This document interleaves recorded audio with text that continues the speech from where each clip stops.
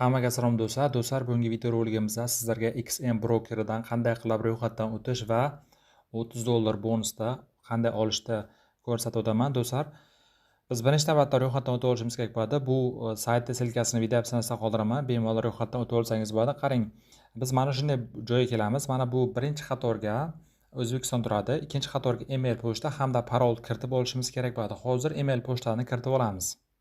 Do'stlar, mana email pochtani kiritib oldim. Qarang, kiritib olasiz bironta email pochta. Keyin mana bu joyda mana parolni uzunligi 10 ta harfdan 15 ta harfgacha bo'lishi kerak. Bu yerda mana parolni tartiblari ko'rsatilgan. Bitta katta raqam hamda raqamlar hamda mana shunday turli xil belgilardan iborat parol kiritib olamiz.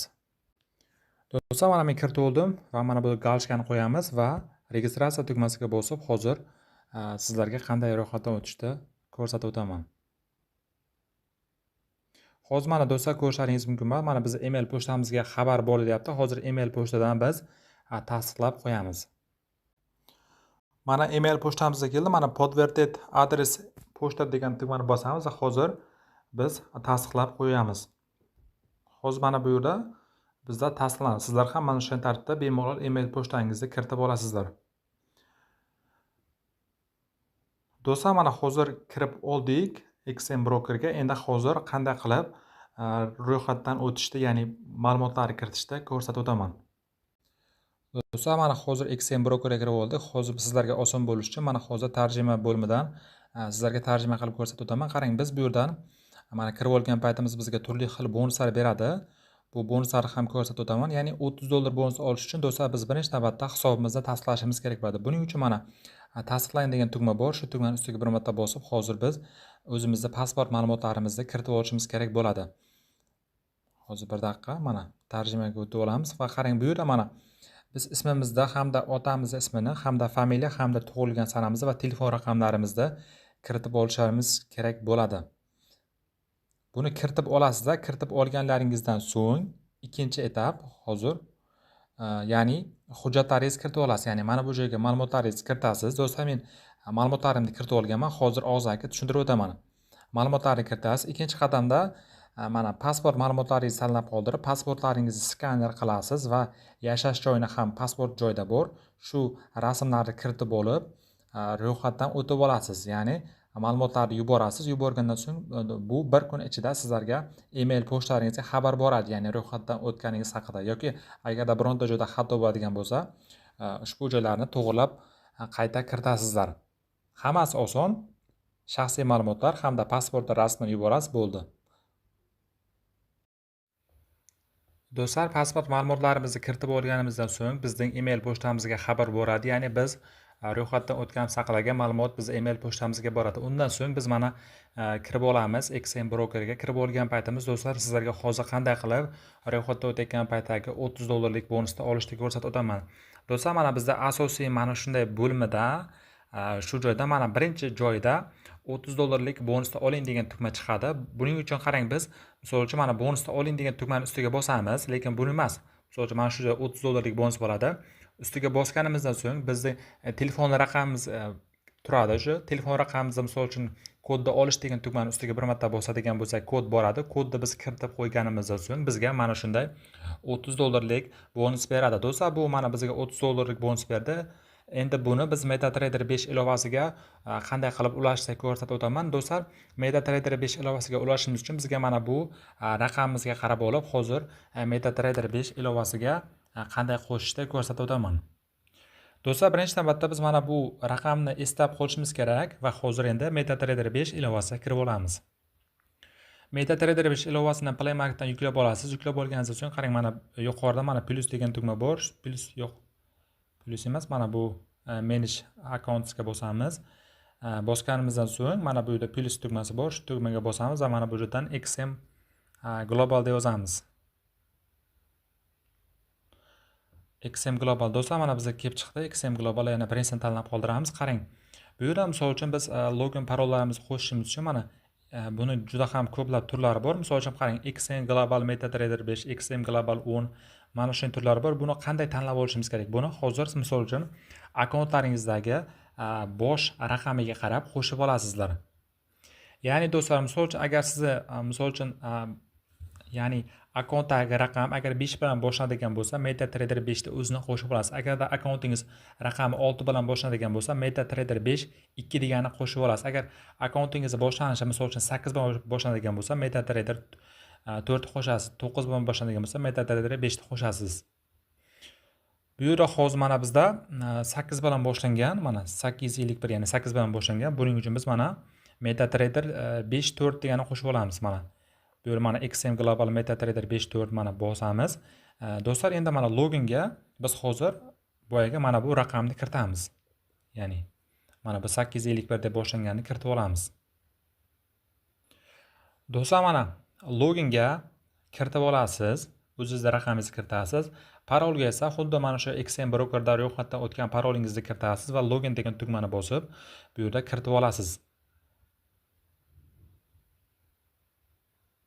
Do'stlar, mana bu yerda mana biz endi mana sign degan tugmani bosamiz va hozir akkauntimizni qo'shib olamiz MetaTrader 5 ilovasiga. Bu yerda mana qo'shib oldik. Hozir bizda ko'rinadi asosiy bo'limdan.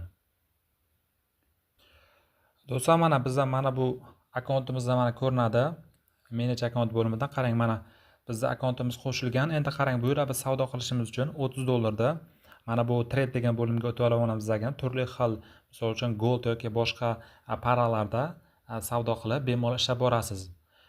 Buni misol uchun agar sizlarga signal kerak bo'ladigan bo'lsa, VIP kanallardagi signallar juda ham ko'p. Misol uchun shu kanallardan signallarni olib bemalol 30 dollarga ko'paytirib olsangiz bo'ladi.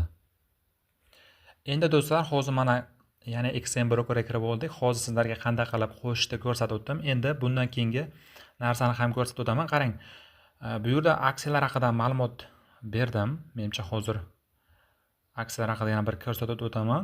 Qarang, bu yerda do'stlar, misol uchun agar siz mana shu MetaTrader ya'ni XM brokerida misol uchun umuman savdo qilishni bilmasangiz, misol uchun sizdan bu yerda mana XM copy trading degan bo'lim bor, mana bosamiz va bu yerda do'stlar biz misol uchun mana professional traderlarning savdosidan nusxalab olib savdo qilsak bo'ladi. Ya'ni biz umuman bizda bilim bo'lmasa ham mana shu professional traderlarning ochgan sdelkasi bo'yicha biz bemalol savdo qilsak bo'ladi. Misol uchun bu yerda mana turli xil ya'ni professional traderlar bor. Qarang, buni ham hozir ko'rsatib o'taman. Misol uchun mana birinchisi ko'rsatilgan. Misol uchun mana bu bir oyda 82% daromad qiladi ekan. 82%. Agarda biz mana shu unga biz qo'shiladigan bo'lsak, bir oyda bizning pulimizda, misol uchun 100 dollar pulimiz bo'lsa, 100 dollar pulimizda 182 dollar qilib beradi va bizdan 25% daromadimizni oladi. Ya'ni misol uchun 25 dollarni oladi.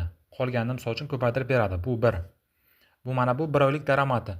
Endi qarang, juda ham ko'p, buni tanlab olsak ham bo'ladi. Mana ikkinchisi Algo Trader degani bor, ya'ni bu 52% ko'paytirib beradi. Misol uchun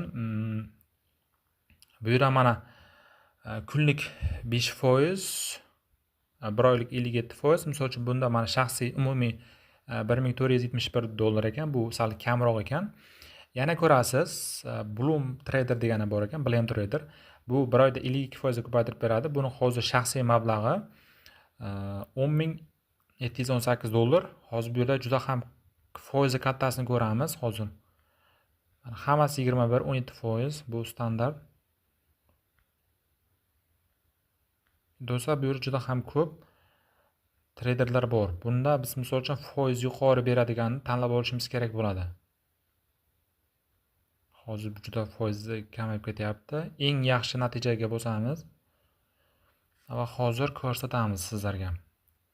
Misol uchun umuman savdo qilishni bilmasangiz ham ko'rib olsangiz bo'ladi. Qarang, bu yerda misol uchun mana bu ko'rib boramiz. Aytib o'tyaptiki, bir oyda 226% ko'paytirib beradi ekan pulni. 226% ga endi o'tgan oyning natijasi 226% ko'paytirib beradi. Bundan keyingi oy ham misol uchun yaxshi savdo qiladigan bo'lsa, shuncha foizga ko'paytirish ehtimoli bor. Qarang, bunga misol uchun biz 100 dollar depozitimizni to'ldirib olib, mana shunga misol uchun mana shuning nusxadan ko'chirish degan tugmani bosib qo'shadigan bo'lsak, bu bir oyda bizning pulimizni 226 dollargacha ko'paytirib berish ehtimoli bor. Ya'ni 95% ko'paytirib berish mumkin. Bundan misol uchun 24% komissiya oladi ekan, mana. Yo'q, uzr adashdim, 20% ekan, mana 20% komissiya oladi ekan. Misol uchun biz $100 pulimizni $226 qilib beradigan bo'lsa, bunda 20% ya'ni $40 bo'ladi. Hisobladigan bo'lsak, bizga $100 pulimizni umumiy hisobda bizga 180 necha dollar ko'paytirib beradi. Misol uchun, bu yerda mana foizlar ko'rilgan, tanlab olasiz. Foizlar ko'rsatilgan. Bizga misol uchun foizi kattarog'i kerak. Ya'ni mana misol uchun mana bu birinchisi. Mana agar qo'shilaman desangiz, mana nusxani ko'chirish degan tugmani bosasiz va hozir sizlarga qanday qilib ko'rsataman. Mana bosasiz va investor hisobini yaratishni bosasiz. Birinchi navbatda investor hisobini yarata olishimiz kerak bo'ladi. Buni yaratib olamiz. Misol uchun mana bizda mana investor hisobimiz yaratilgan, yaratib oldik. Endi qarang, biz depozit degan tugmani bosib, hozir hisobimizni to'ldirib olishimiz kerak bo'ladi. Buni ham hozir sizlarga ko'rsatib o'taman. Investor hisobi do'stlar bizga yaratib oldi. Do'stlar, endi qarang, bu yerda biz misol uchun hisobimizni to'ldirib olishimiz kerak bo'ladi. Misol uchun mana Visa karta, mana kriptovalyuta orqali yoki mana bizga eng qulay Uzcard hamda Humo kartalar ham bor.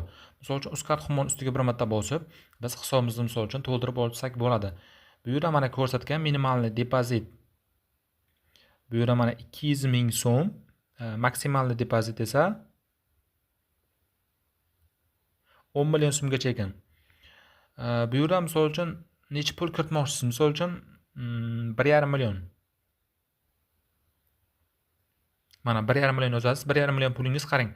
Bu yerda mana $111 bo'lar ekan. Depozit degan tugmani bosib, misol uchun sarmoya kiritib olasiz. Sarmoya kiritib olganingizdan so'ng do'stlar, Copay Trading bo'limiga kirib olib, mana shu, ya'ni professional treyderlarga misol uchun qo'shilib olasiz. Misol uchun keyin siz kirishingiz ham shart emas. Ularda o'zi misol uchun savdo qiladi, sizga avtomatik pullar ko'payib boradi. Ya'ni bir oyda misol uchun pulingizni risksiz ko'paytirib olsangiz bo'ladi. Shunday tartibda sarmoya kiritasiz. Bu sarmoya kiritish hozir ko'rsatdim. Do'stlar, keyin bu yerda yana bonuslar ham bor. Misol uchun mana agar $500 gacha sarmoya kiritadigan bo'lsangiz, 100% gacha bonus olsangiz bo'ladi. Ya'ni birinchi marta $500 kiritadigan bo'lsangiz, pulingiz misol uchun $1000 bo'lib keladi. $10,000 dan ko'proq kiritadigan bo'lsangiz, 20% bonus bor. Shunday tartibda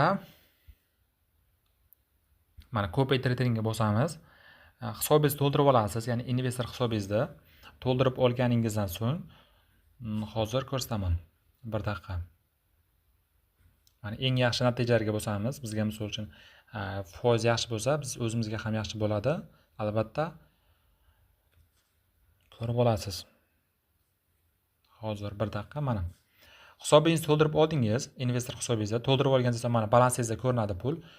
To'ldirib olganingizdan so'ng mana nusxani ko'chirish degan tugmani bosib, hisobingizga qo'shib olasiz. Qo'shib olganingizdan so'ng do'stlar, hech narsa qilishingiz shart emas. O'zi avtomatik mana shu misol uchun trader savdo qiladigan bo'lsa, sizlarda ham mana shu paralarda o'zi avtomatik savdo qilinadi.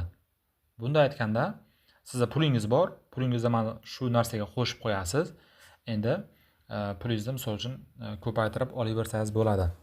Do'stlar, mana shu XM brokerni tavsiya qilaman. Misol uchun savdo qilmaydiganlar, savdo qilishni bilmaydiganlar ham yaxshigina foyda qilsa bo'ladi. Bu juda ham yaxshi, bemalol misol uchun savdo qilsangiz bo'ladi XM brokerdan. Hozir juda ham zamon rivojlanib ketdi. Bunday aytadigan bo'lsak, siz misol uchun hech narsani bilmaydigan bo'lsangiz ham mana professional treyderlarning natijalarini o'zingiz nusxalab, o'zi avtomatik ko'payib boradi. Keyin do'stlar, 1 oydan keyin biz mana shu balansimizdagi pulni yechib olsak bo'ladi. Bu yerda mana pulni yechib olish bo'limi ham bor. Hozir mana 1 daqiqa chiqib olamiz. Qarang.